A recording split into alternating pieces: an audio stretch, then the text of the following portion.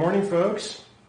This is Aaron, and you can't see me, but I'm pretty sure you can hear me. And I'm just setting things up at the moment. I'm just to the side of the camera looking at the computer systems that I have operating in order to monitor everything. And it looks like everything is downloading just fine. For those of you who received the email link, the link that I just linked out, if you were set to watch, which doesn't look like more than a couple of you were set up to watch, then you would be able to hear me right now.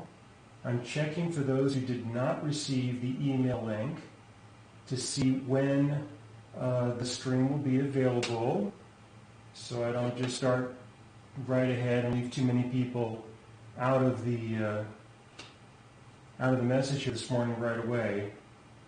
I notice that a lot of people are waiting until the end. There we go, it's live now. So there's a live link that's set up now, and everything's good to go. All right, so good morning. Thanks a lot for being here with me. I really do appreciate it. Last week I was in Hebrews chapter 1, verse 14, where I was talking about ministering spirits, and this blends in a very important way with today, to chapter 2, when it comes to the ministry of condemnation. I'll be coming to that real quick. But what I'm going to start with this morning is I'm going to start by talking about what the predominant belief is concerning the first couple of verses here in Hebrews chapter 2. I have to do this sometimes just because there is a predominant view. Most people believe certain things, and I want to talk about that in advance because I don't want you to be distracted by, well, that's not what I've heard before, and I don't know what that is, and what you're saying is contrary to what I already believe or what somebody else has been telling me. So I'll deal with that first, and then come back to the perspective that I think this should be read from. So in Hebrews chapter 2, beginning in verse 1, it says, "Therefore we must give the more earnest heed to the things we have heard, lest we drift away. For if the word spoken through angels proved steadfast, and every transgression and disobedience received a just reward, how shall we escape if we neglect so great a salvation, which at the first began to be spoken by the Lord and was confirmed to us by those who heard him?" That's up to verse 3. So when people read through this, or they teach through this, this is the bias that this is taken from. It is the bias of these three verses are written to us today, and this has direct application to us right now. I'll tell you, I do believe that we have to first start with, this is a letter that was written to the Hebrews at this time in history, and that is the first thing to take into consideration, and then see how these things that were said can have application to us today, instead of the reverse, which is, how can these have application to us today because they were written to us today, and then think about people in the past later, maybe if we have time. But this is how people will approach this. They will look at this and they will say, all right, now today, this is the warning. The warning is, do not drift away. Because if you drift away from the faith, the consequences can be catastrophic. So don't do that. And in order to ensure that you do not drift away, don't worry, I am here. This is what people will effectively communicate, that I am here to assist you, to protect you, to oversee you, to shepherd you, to control you as much as is necessary, or to manipulate you as much as is necessary in order to make sure that you don't drift away. That's my responsibility in your life. That's how people will relate to one another. I don't want to do that, but that's what people will be accustomed to. And I know that of the majority of the people who are viewing me right now, that's your experience with a lot of folks. So I have to start with that, all right? I have to start with that because it's so common that this is a warning not to drift away So what you'll find is that there are two different groups of people who have this point of view, and that I think I can easily divide people up into. There are two different groups of people who can fit into this. The first group of people are those who believe that you can lose your salvation. All right? From my experience, there's still a lot of people like that. And then the second group are those who do not believe that you can lose your salvation. All right, now I fall into the second category in a small way. I certainly do not believe you can lose your salvation, and that's because I have a definition of salvation, that the definition in and of itself states that it's not possible to lose your salvation by definition. But in the second category of people, I'm talking about someone else besides myself. With the first category, so really you could think of it as three if you'd like to, but because those who believe the gospel as I have presented it are in a relative minority, I'm not making them a third category. So you've got those who believe that they can lose their salvation, and those who believe that you cannot lose your salvation. How would drifting away be interpreted by these two groups? I'll start with those who believe you can lose your salvation. This is the group of people who will say that if you drift away, you are at risk, and the risk is substantial, for eternal rejection. That's the deal. And then the second group are those who will say that if you drift away, then you will be at risk of temporary rejection. So the idea of drifting away predominantly is that there will be rejection from God.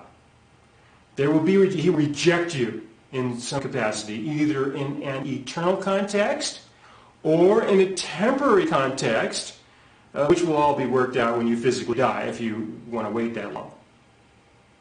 In order for there to be a definition of drifting away that will result in rejection, we must have some laws that define what that drifting away is. All right? And so this is where the law comes into play. And a person can either use the law of Moses, or they can use part of the law of Moses. I like to call that Levitical light. You know, not all of the laws, just those that we find easy to obey, so we can compare ourselves with other people who can't do that as easily as we can. I'll come back to that in a few minutes. But you need some kind of law. It's either part of Moses, it's all of Moses, or as much as you can handle.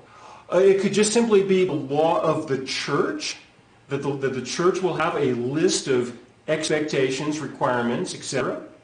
It can be what we would call an oral law, not something that is officially written down that you can read either out of the scriptures or out of a church charter of some kind.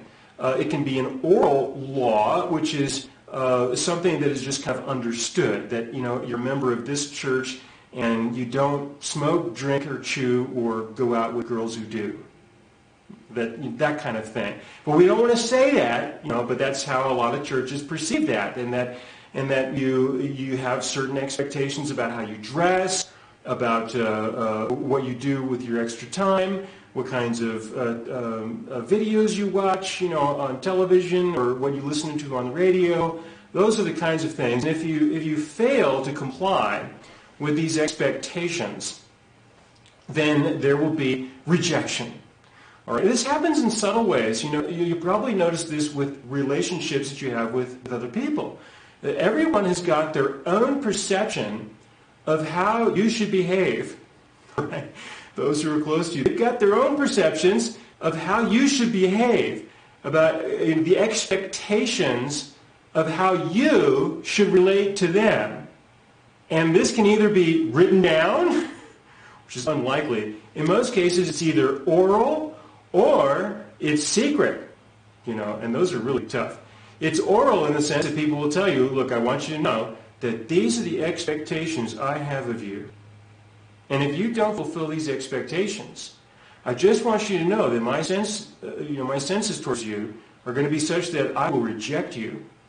Or it can be secret expectations in the sense that I'm not going to tell you what these things are. You had better figure them out. And if you don't figure them out, then it's clear and obvious that you are not a suitable person for me anyway. These are the ways that people relate to one another, and it's all about law. All right? That's the word that summarizes all of it. And it all leads to rejection, condemnation in one way or another. So when it comes to drifting away, in order to successfully drift away from somebody's perspective, there must be a set of laws that define what that means to say that you have drifted away.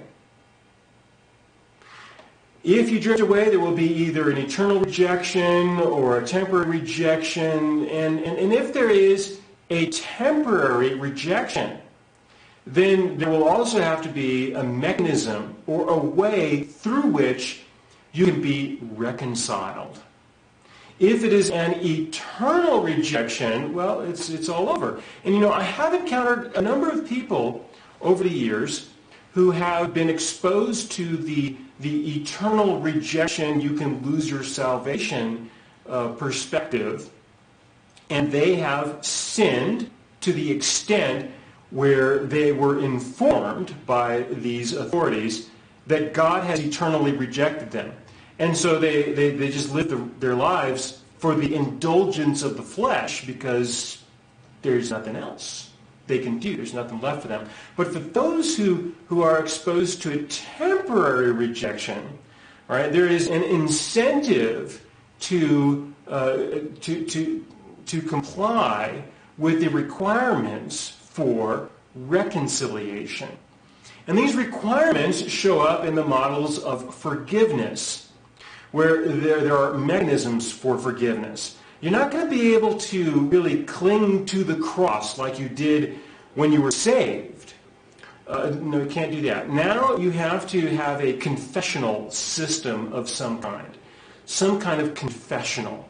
The Catholics have one that's very formal, and the Protestants, the Protestants, they forgot what they were protesting for the most part, they have an informal mechanism of confession, whereas you can do it with the assistance of someone who will pray with you, or you can do it on your own.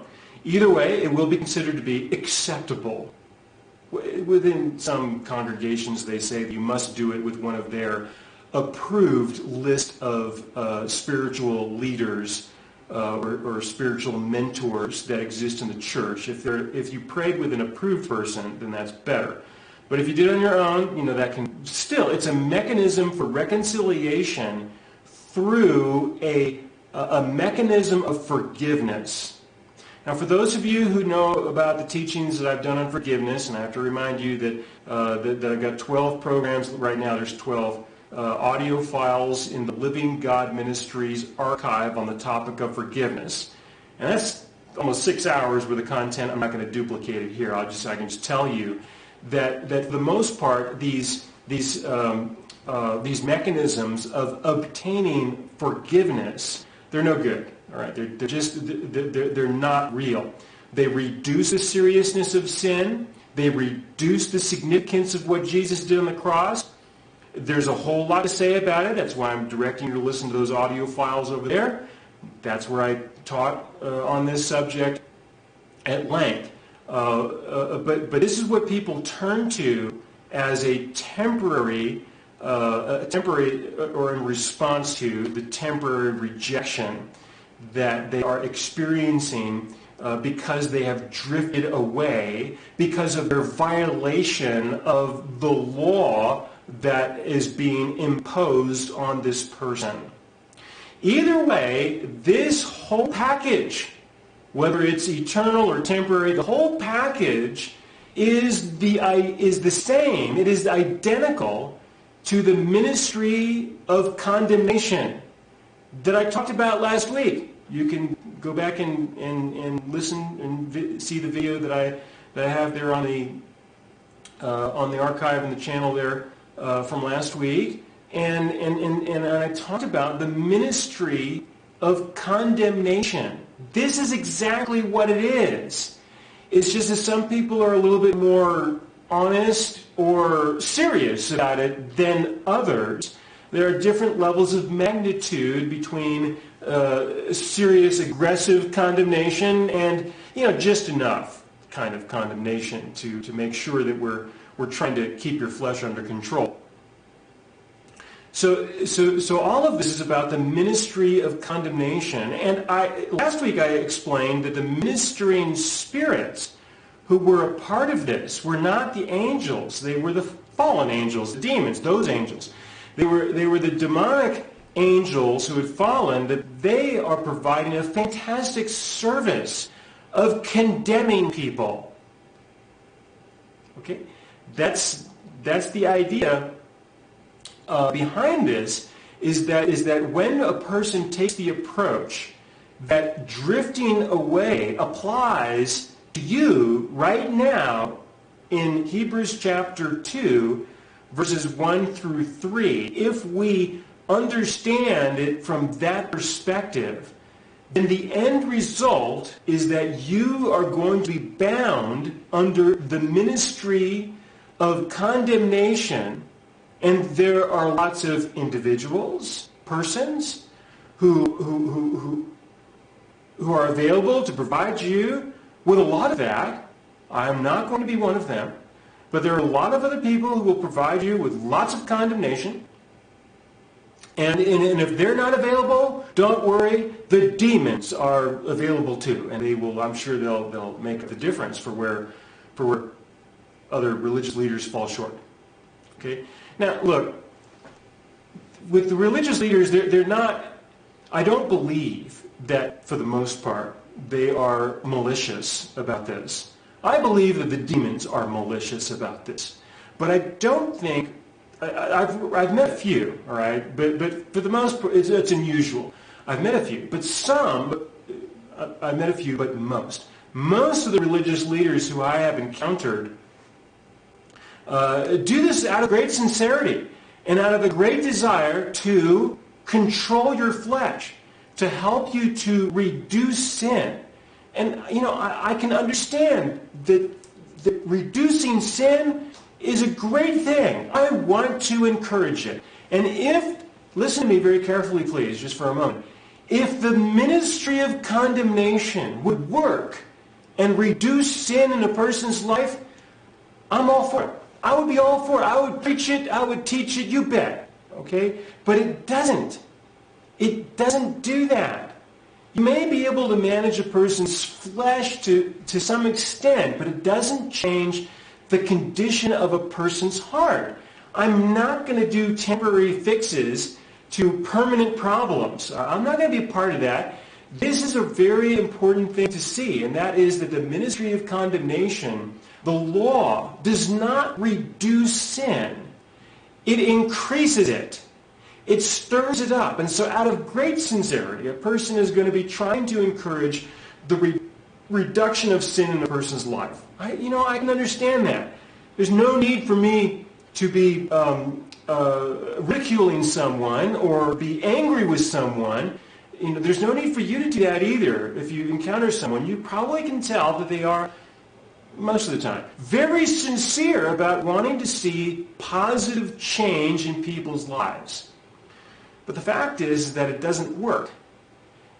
There is a way for sin to be reduced in a person's life. I'm not going to talk about it now. I'll refer you to the Living God Ministries radio archive again. Go into the archive, and in the second section in the middle, you'll find the 3 programs that I did titled Overcoming Sin. And that's an hour and a half of content where I talk about this subject and explain how it is that the new covenant that has been established between us and our God, how that successfully reduces the sin in a person's life, whereas the old covenant not only did not reduce, but it instead increases the sin in a person's life. I will tell you the four fundamental ways that the law increases sin in a person's life. How it is that the law, the ministry of condemnation, whether it's the whole law, part of the law, the oral law, the law of whoever's with you in your life, no matter what the law is, there will be an increase in sin, and there are four categories that I like to express. The first category is the natural rebellion of humanity. Not everyone responds in this way. Don't worry, there's three more to go. All right, but with this one, there are people who respond in this way. If you're not one of these people, you probably know people like this, who, if you tell them something like, now, whatever you do, don't do this, their reaction is going to be, well, gosh, don't be telling me what not to do. I'm going to do it just to show you I can, just to show you that I will, and to show you that you can do nothing about this at all. And you won't do anything about it. And I will do, I am my own God in my life kind of attitude. You probably know folks like that. It stirs up sin. Tell someone what not to do, and they are all over it. Right? All right, so that's one. The second category of how the law stirs up sin is how Paul expressed it in Romans when he talked about coveting, where he says, I wouldn't have known what it was to covet until the law says, now don't covet. Don't do that. Don't covet that, like that thing right over there. I'm pointing outside my window. It's your neighbors, Don't covet that thing over, that belongs to your neighbor. Don't, what can I find out there? There's a really nice looking mailbox. My mailbox doesn't look anywhere near as good as that one does. And you want to talk about automobiles. So, don't be doing that. Don't think of that. And then I'm going to be looking. And after, oh gosh, I would kind of like to have it. And then I am guilty of coveting. So for a lot of people, the law will stir up more sin just because you told them not to do something, and they may quite sincerely be thinking, don't covet, don't do that, don't. Oh, but boy, it sure would be nice, wouldn't it? And there you go, all right? Because if you think of it in your own heart, then it's just as bad as doing it. That's the second way that that the law can stir up more sin within a person. The third way that I will say that the law stirs up more sin is when a person feels that they have found a way to successfully obey the law. This is a little bit more subtle, though, and it usually comes out in the way that they relate to people. Let me give you the summary. Have you ever noticed that a religious person can be one of the meanest people you ever encounter in your life? All right, now some of you probably can't relate to that at all. But if you have a conversation with an unbeliever who has a history in a few churches in their life, or maybe just one, and you ask them that question, they'll say, oh, yeah, a religious person can be one of the meanest people that I have ever encountered in my life.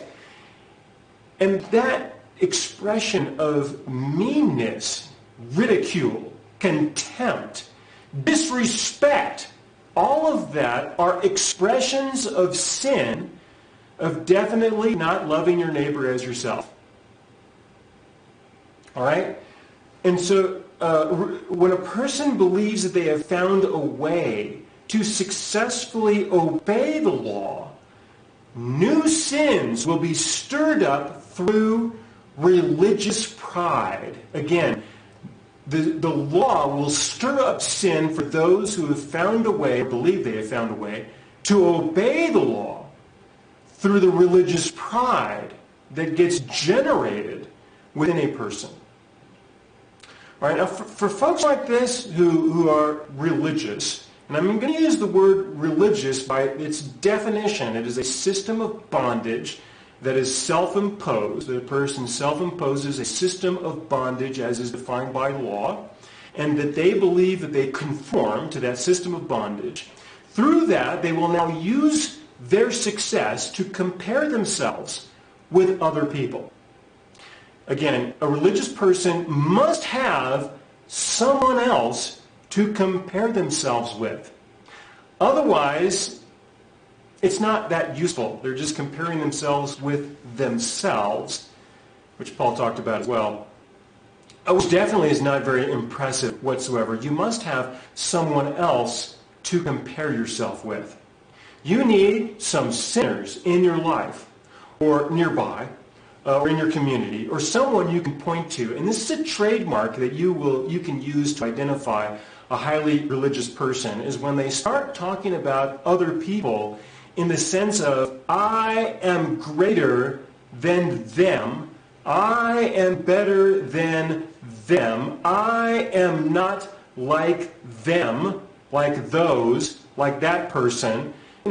This is one of the reasons why when a religious leader falls into sin to the extent where they are an embarrassment to the community, that makes the news. People are all over that one. Yeah, we got some preacher who slept with someone they shouldn't have, or whatever. I mean, there's lots of opportunities for that kind of thing, or they're doing drugs, or they embezzle a whole bunch of money, or who knows what, or they got divorced. The pardonable sin. There's a lot of opportunity for a person to go after them because that was their message, that was their predominance, that was their position, that was how they relate to other people in the world. I am not like you who do these things. And then we find out, oh yes you are, and then people are all over it, all right, because of that kind of religious pressure and the religious pride. So a religious person has to have someone else to compare themselves with. If you are a highly religious person who lives in this manner, and the sin of religious pride is being built up and manifested within and through you, you need to have some evil people in your life to compare yourself with. You are effectively stepping on them in order to elevate yourself. All right, now I need to mention again, you don't have to be a religious person in the sense of a Christian to do this. I know an abundance of people who reject the existence of God, who relate to people in this very way. They have their own standards, their own expectations, their own laws, and they use those to step on people to elevate themselves. Same thing. So it is a religious pride that gets manifested in this way. All right? And it shows itself in disrespect and in contempt through making comparisons. It happens all over the place. With myself, this happens a lot when I'm around other highly religious people who are in the ministry to some extent, or who are closely tied to their church. I get this because when I tell them, yeah, I'm a pastor, I'm a teaching pastor, I'm a counselor, I talk to lots of people, I do that, and then the question is, where's your church? Well, I got a church up in Denver. Presently at the date that this is being recorded, we're not meeting right now, and so I'm not with them. Most of them, you are watching right now. We're all watching this together, and this is a way for us to be connected. It's just because of what's going on in the world right now that we're just not able to meet.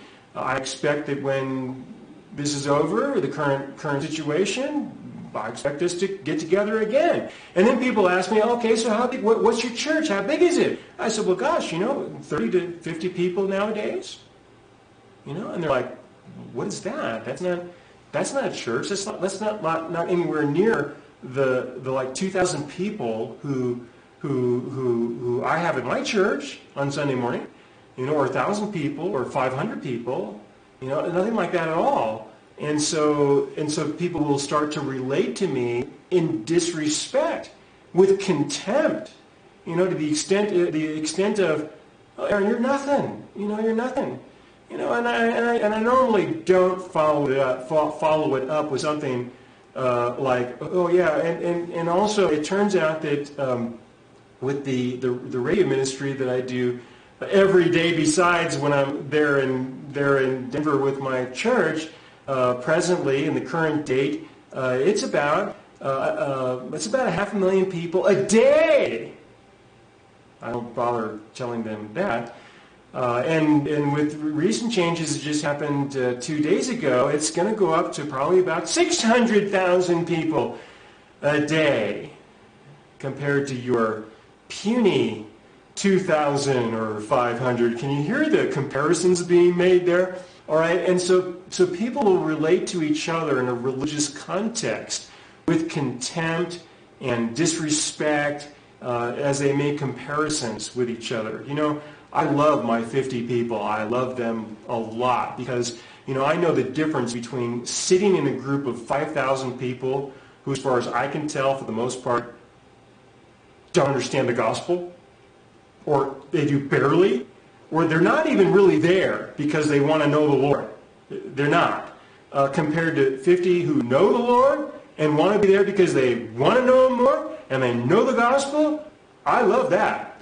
That to me is a fantastic trade. I'm all for it. You know, and if it's 5 people, 20 people, 500, I don't care what the number is.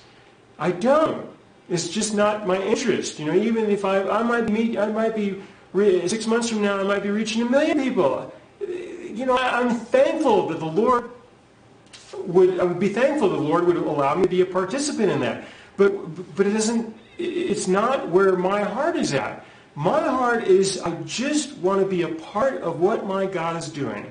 And if all that I'm doing right now comes to an end next week, you know, because I can't afford it or whatever, fine, you know, I'll go get a job doing something else for 60 hours a week and that's it, you know, and maybe I can go back to the old days before I was doing this, where, you know, one person a month was kind of it that I would be able to share with and communicate with and have a positive effect in their lives. 1 per month, about 12 per year was my early years of being in the faith. And I would not think of that as a loss or as a decline or as a failure at all. As long as I'm a part of what the Lord is doing, I am thankful. And I will do whatever I can, you know, whatever I can be a part of. So the religious pride is another way to stir up sin. I'm looking at, I set up a little watch. I tied it to the bottom of the camera there so I can see. Just want you to know I got a lot more to say, and so I'm going to be doing this video a little bit longer, which works out just fine because I can do that. But the fourth way that the law stirs up sin through condemnation happens when you fail. All right? When you fail and your God rejects you, all right, because you have failed, now what are you going to do? What are you going to do? God doesn't like you. He's turned his back on you. He's like on a swivel chair and he's turned around. You are no longer in fellowship with him. All right, now there are mechanisms that a lot of people teach in order to fix this, and so it's not like it's a catastrophic experience for most. Some who say you can lose your salvation, you might have just done too much. He has to just remove you from the list and maybe even kill you and take you out early because you're such an embarrassment to him. Some people believe that. I don't. But the point is that when your God rejects you, he doesn't accept you. He clearly doesn't love you, not as much as you would like. You are no longer going to be a part of his purpose. And so what kind of meaning do you have in your life anymore? You're going to have a pretty big decline in love, acceptance, meaning, purpose, lots of things, lots of needs that we have in a spiritual sense. You're going to feel alone. And you should. As a result of that, that's what people teach, that's what they believe. What are you going to do now? This is what happens. You're going to need some sin in your life. All right? You're going to need some sin in your life. You know, you're going to need a break. You're going to need some kind of reprieve, you know, something to relieve the pressure that you're under. You know, this is one of the things that I feel bad about with a lot of pastors who have, as I mentioned before, you know, they've had some serious problems. You know, I look back and see what it is they believed, what they taught, and gosh, you know, they put themselves under a tremendous amount of pressure. Perhaps some of you probably would know what I mean when I say that sometimes you'll hear somebody teaching and preaching so aggressively, and then you kind of notice, or the Spirit gives you discernment and says, they're trying to preach to themselves, you know. This guy's preaching about this particular sin just so aggressively, but the truth is, he's the one who's struggling with it, and he's trying to preach to himself. It's happened a lot, all right? Enough that, you know, I feel comfortable in saying it. You know, when they do that, so this happens, and then they fall, and it becomes public. You know, oh, he was just preaching so hardly.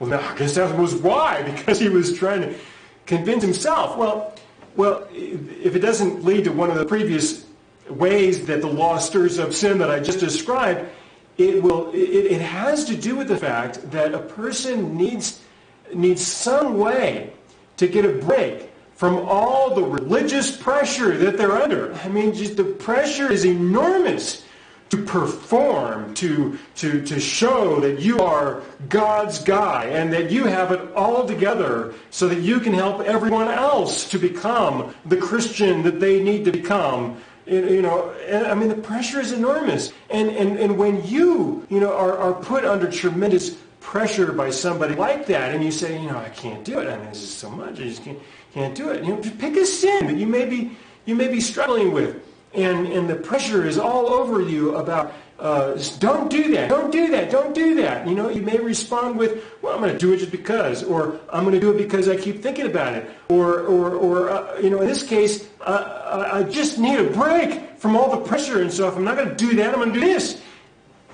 And it stirs up sin.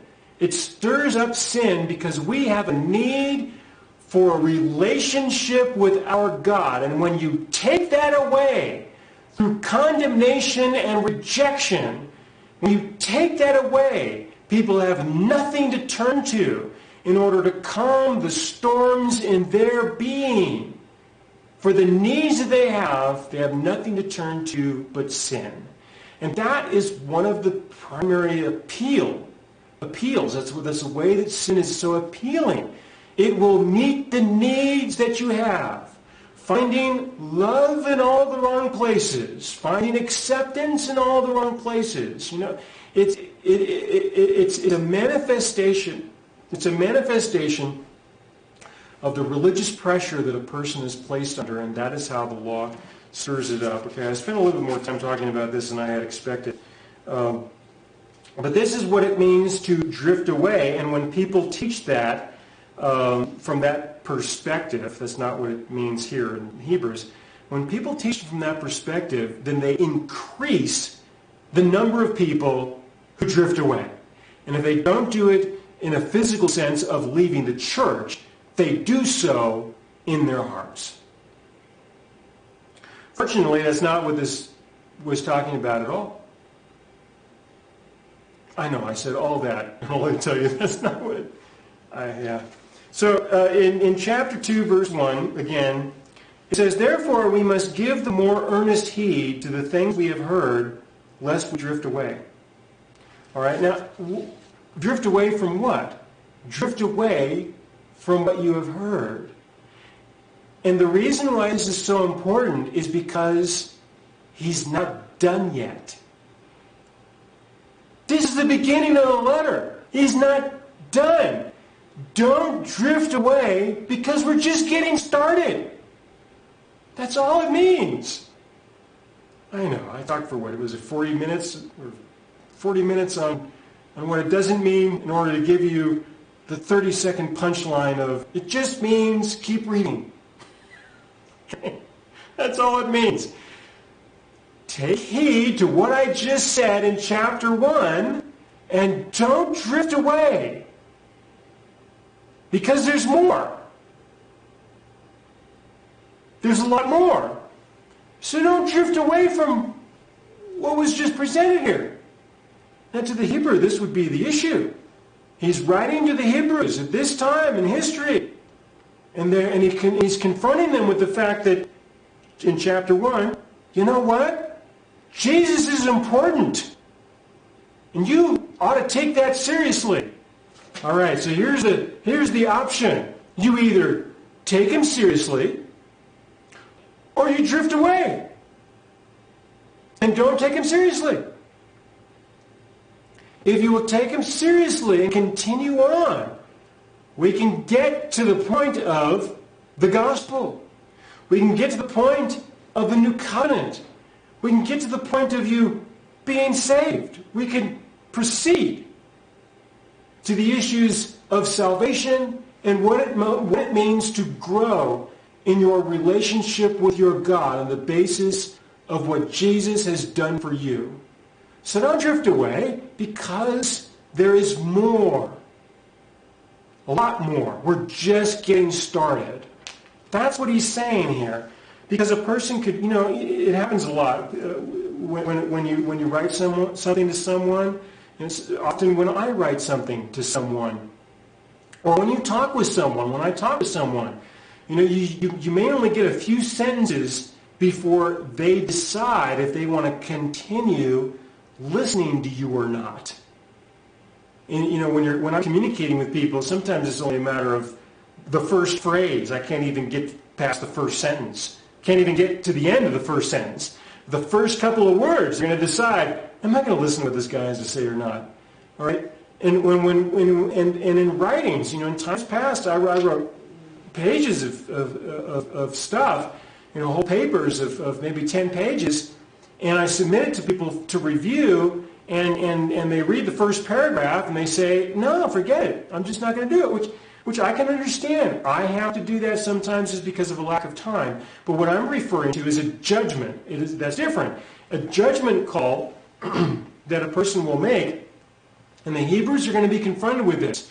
The writer starts out with these specific verses in chapter 1 stating that Jesus is important, and they're going to make a decision as to whether or not they're going to continue with reading and studying this letter to see what the writer has to say, or if they are going to drift away from it and go back. Now, the Hebrews had a tremendous obstacle, enormous obstacle, because their existence was so tied to the Mosaic law. There in the land of Israel at this time, their relationships with other people was so defined and established and tied to the Mosaic law that if they believed that Jesus was the Messiah, well, they saw what happened to all their neighbors already, a lot of other people already. There is tremendous risk in believing in Jesus as the Messiah, because they will drift away. They will drift away from the Mosaic law. There is tremendous risk that they will drift away from that if they believe Jesus. Tremendous risk. Now, not all people would have to deal with that, because Jesus taught the law, and the understanding of the new covenant had not yet been well understood for many years. But at the time when I believe this letter was written, it was becoming an issue. It was becoming a public issue that the consequence of believing that Jesus is the Messiah is going to lead a person to realize that there is a new covenant in effect, that we are to live by the inheritance we have received as a result of his death, and not by obedience to the Mosaic law. And that's what the writer of Hebrews gets to later on in the book. So at this time, there would be an issue of the people having to drift away from the temple, from traditions. They would be drifting away from the social infrastructure of the Hebraic world. They would be drifting away from that. Now, the church in Jerusalem did not see a lot of that happen. And I can tell that because of the letters that we have in the New Testament and the descriptions of what was happening there. And so those who were in the region of Jerusalem and affected by the apostles there were not going to be dealing that much with the issues of drifting away from the old covenant as they enter into the new. That would not be too much of an issue. But that's how they would understand drifting away. Today I deal with the same thing when I talk with Jewish folks. They think of me as someone who has drifted away from Judaism. And in a sense, sorry, my throat's being clogged up a little bit from all the talking. In a sense, they're right. I have drifted away from rabbinical Judaism, which to me does not conform to the Mosaic law as it was intended, and that there is a new covenant that went into effect. And so in some ways I would say that they are correct, but I don't think that I have drifted away from my God. I believe that I have drifted closer to my God and that they are the ones who have drifted away. And so the writer here in chapter 2 is referring to do not drift away because it's going to lead you somewhere. You will drift away from where you are. You will drift away from where you are, but you are to now drift to something else, and that's what he's going to get into. All right, he's going to get into that. So then he proceeds with the repetition of the importance of Jesus above the greater than the angels. He began this in chapter 1. I have a note here, chapter 1, verse 13 and 14. I'll read that. But to which of the angels has he ever said, "Sit at my right hand till I make your enemies your footstool"? Are they not all ministering spirits sent forth to minister for those who will inherit salvation? Referring to Jesus and the angels, making a comparison. And so he is significant.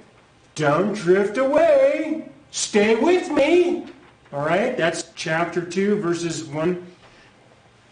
1, where it says, "Therefore we must give the more earnest heed to the things we have heard, lest we drift away." Verse 2, "For if the word spoken through angels proved steadfast, and every transgression and disobedience received a just reward, how shall we escape if we neglect so great a salvation?" So don't drift away from what he just said. Otherwise, you might not enter in to this great salvation that has been provided. So don't drift away, because you keep going, because there is a salvation that he's going to talk about following this, which at the first began to be spoken by the Lord and was confirmed to us by those who heard him. God also bearing witness both with signs and wonders, with various miracles and gifts of the Holy Spirit according to his own will. Don't drift away from this. Keep going. There's more. Verse 5, "For he has not put the world to come, of which we speak, in subjection to angels." The angels are not the ones who are in charge. Jesus is. He is the king. He is the one. So don't drift away. Keep going to surrender to him as king. Again, verse 5, "For he has not put the world to come, of which we speak, in subjection to angels. But one testified in a certain place, saying, What is man that you are mindful of him, or the Son of Man that you take care of him? You have made him a little lower than the angels. You have crowned him with glory and honor, and set him over the works of your hands. You have put all things in subjection under his feet," which I believe primarily refers to the King, the Lord Jesus. And so take him seriously. Let's continue on, and don't drift away from this, because there's an eternal salvation to enter into that this is referring to. There's another layer to this, as this psalm was written. there's another layer to this that has to do with personal responsibility. That there is a secondary layer that this is not just referring to the King, the Lord Jesus, but also ourselves. What is man that you are mindful of him, that you have made us all a little lower than the angels and put things in subjection to us, such as the world that we are encountering right now, that there is a measure of personal responsibility associated with this. You are responsible, and you will be held accountable. You are responsible for what you believe. You have authority over what you believe, and you will be held accountable for what you believe. Again, you have a responsibility for what you believe. You have authority over what you believe, and you will be held accountable for what you believe. It is the King who will hold you accountable to this. And that's the other topic. I'll start talking about this into chapter 2 again next week. Thank you for taking the time. Before you go, please let me remind you that that I've got aaronbudjen.net. Please do contact me and request a login so I can give you access to the pages that are within the website. I'm posting things on the front page for the public in general, and the way that I've structured this, I can talk about whatever I want. No restrictions concerning government oversight for 501c3, whatever. I can talk about whatever I want, but most of the topics are going to be biblical in nature. And so request a login there. Those who do that, I experimented this morning. I send an email out in advance with the link to this live stream, and I'll do that every week. So let me know who you are, and I'll send you the link in advance. It would be easier for you to log in. You just click on that link, and so when the live stream starts, I noticed on my own system over here, right when it started. It was right there automatically. You don't have to refresh your screen. You don't have to search through YouTube. There's nothing involved. You just click the link, leave the window open, and it will automatically start going as soon as I turn the system on. And so for those of you who are part of that tribe, you'll be able to benefit from that. So I wanted to take a minute to mention that. Thank you for taking the time with me this morning like this. I really appreciate it. I will, of course, be available for a few hours still offline, off this line. But you can contact me through email, and I'm here to answer any questions you've got and be available and to be of service in any way that I can. So thank you. Let's pray. Dear God, thank you for this time that we could review Hebrews chapter 2 with regards to not drifting away from the things that a person may hear at the beginning, to follow through to where it leads, which is to salvation. And Lord, I thank you that we can have a review such as this with regards to the importance of the differences between living under law and living under grace. And I thank you for the covenant that you've given to us now that allows us to live such a better life than what we could have lived before. In Jesus' name I pray. Amen. Thank you.